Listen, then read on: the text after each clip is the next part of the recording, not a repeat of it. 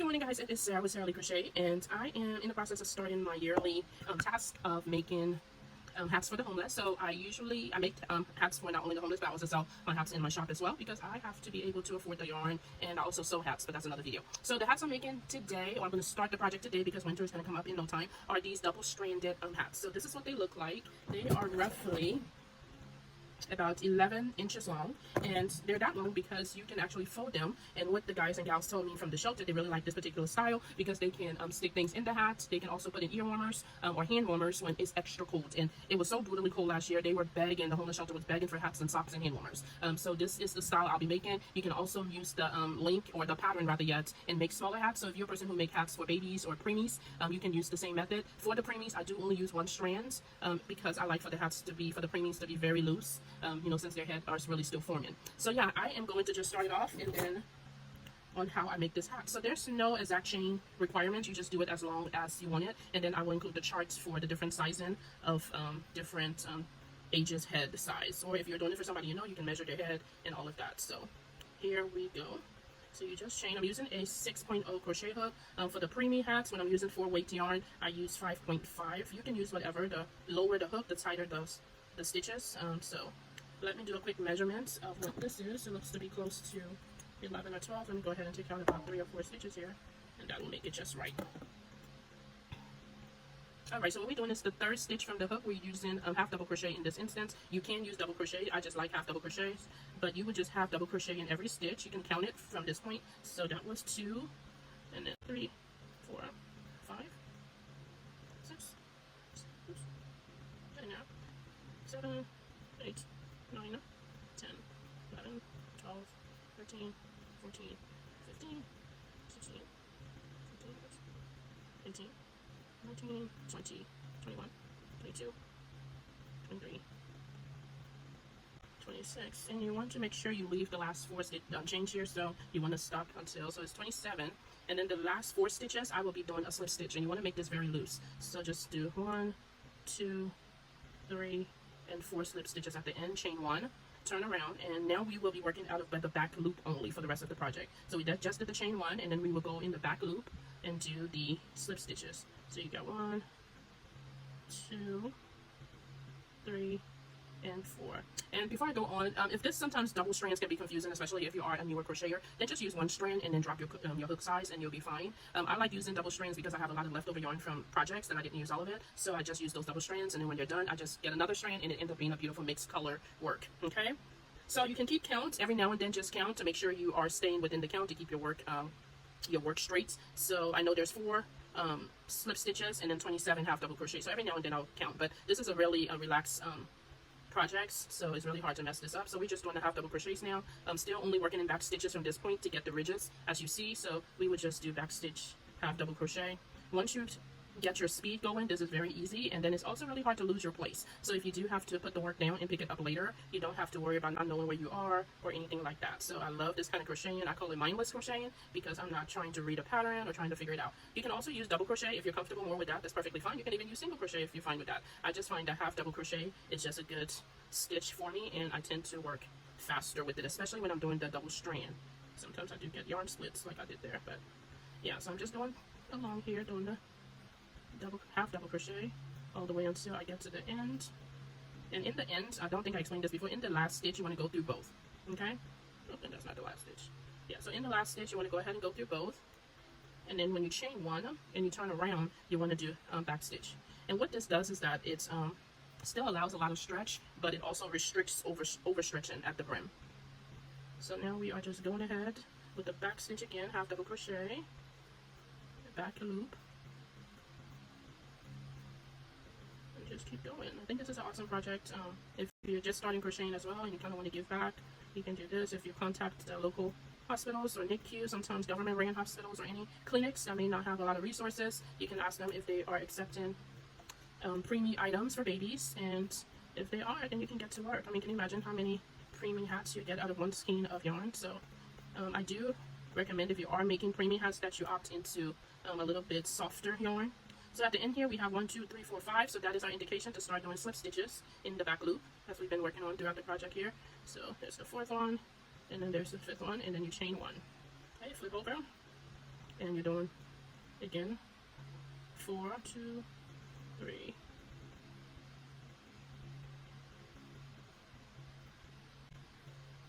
And then doing half doubles in the back loop.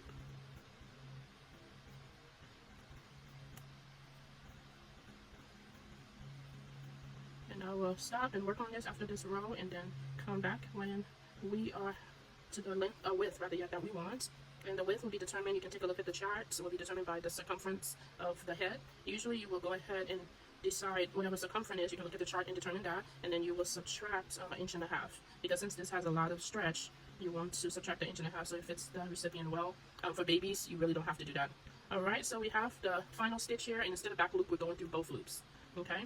We're just going through the whole stitch there, and then chain 1, and then when we flip it, then we'll do the back loop on this row, and that just helps without allowing the hat to overstretch, okay? So this is what we have so far. I will come back when we are ready to attach. So you will, for example, this one measures 10 inches across, but this is going to stretch all the way to about 24. Well, it'll say 12, and then when you multiply, it'll be 24. So this will fit a 24 head circumference. It'll fit anywhere from a 20 head circumference to a 24. So yeah, that's why we do some of the stitches to not allow it to stretch beyond a certain point. All right, guys, so I'll be back. All right, so finishing up, this is our final row of our hats for donations. So all of the hats will go up for sale, and what I do is that I will make hats and put in my donation bin, and then any of the hats like these that sell, I use those funds to buy like socks and hand warmers, because those are the three most requested items. So once we reach the end there, and we will do the chain 1 to flip around, and now it is time to seal it together. So this is what we have right now.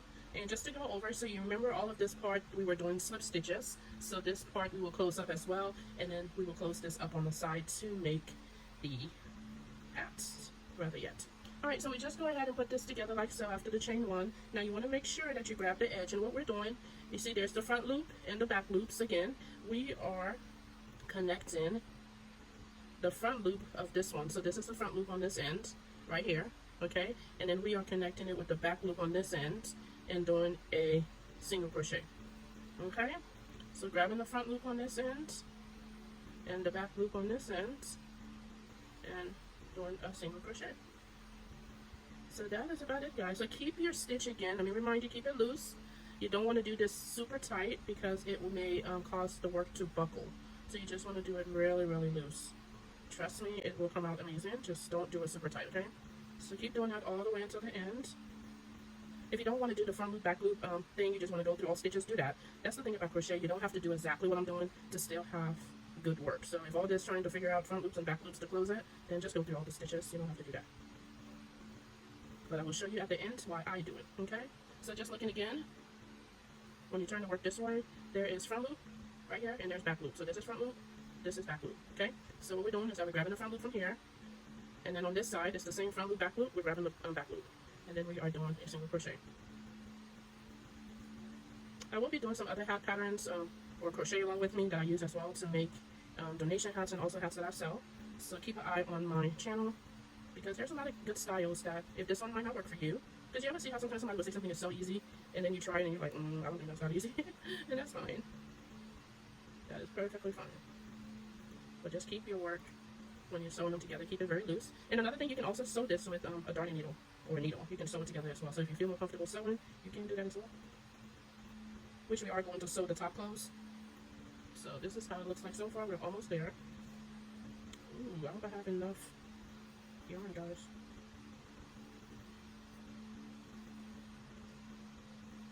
We shall see, because my yarn just about finished, like. So let's hope. Thank you so much for checking out my video. Make sure you follow, subscribe, and share. Oh, this is really, really close, guys. But I need to make it work. So I'm doing the final stitch on the edge here with the single crochet. Gonna pull that out.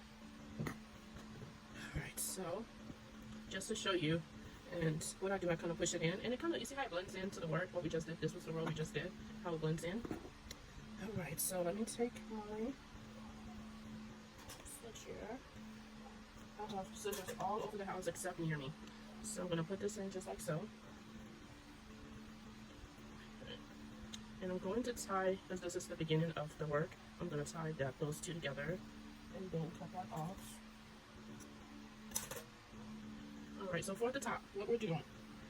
Alright, so we are just going in. You have your darning needle, and you're just going in and out on the very top stitches. There's no real rhyme or reason. You're just picking up those stitches on the very, very top. Okay? Yes, yes, yes. So you're just going in and going out, and do a few at a time if you're feeling comfortable.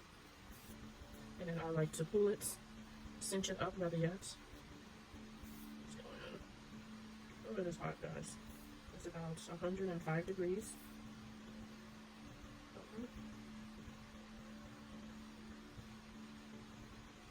So you're just doing it. Don't skip too many stitches. You can skip a few at a time, but don't do too many. And try to cinch it up. Especially if you're working with just one strand of yarn, you want to cinch it up as you go, because if you wait till the end to cinch it, and you pull it too hard, it may break the yarn. When you're doubling up like this, that's a little bit more unlikely to happen because it's too, yarn, so that gives it a lot more strength. Okay, so we are at the end here, so let me do it like this, so you can see the top. So you want to cinch it. You see how that is pretty close up, right? Really good. And then you want to do a knot just to go ahead and prevent it from unraveling. So you just want to go through any of the stitches close by and then do a quick knot. And so you want to pull that. So this is what we have so far, but I still want to close it. It has a teeny tiny little hole. So what you do is that you would just go over to one end, pick up a stitch like that, and pull it. You go to another end close to it, pick up a stitch on the edge, and pull it. Okay. You want to go to the other side here, pick up some stitches, and pull it. So you just want to do that all the way around. Just keep doing it until that hole, there is no hole. So you just keep going from one side to another. You see how I just close up real nicely there, and I'll just pick up a stitch.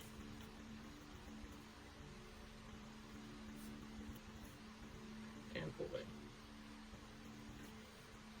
Alright, so I will look at it from the top down, and it's looking pretty good. So now I'm going to do a couple knots. So I'm going through some stitches. Now pull your yarn until this is pretty little, but you don't want to have any tangles. So then put your needle through it and pull it close. And I do that just twice, to make sure. So I pull it until that little hole, keyhole I call it, is a little close, and then I'll put the yarn through it. And then now I'm just going to pass the yarn through my work a few times. So you're just going through. This just prevents all chances of this becoming unraveled through multiple washes. And I've had hats like these for years. Okay, so this is it. I don't have my proper crochet hook, but I have this for my sewing to cut threads.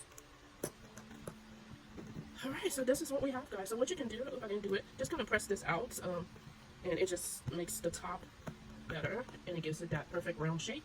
And then of course you can wear it rolled up like this as a roll-up rain hat. I've also seen a lot of the kids, the younger people, they'll round it up kind of like that, and then wear it like that. So, and of course you can leave it as is. This will make the slouchy hat style. So yeah, let me know what you think, and if you will try making this hat, or what is your favorite pattern. If you make hats for family, friends, or donations, or to sell, let me know. Thank you. Bye-bye.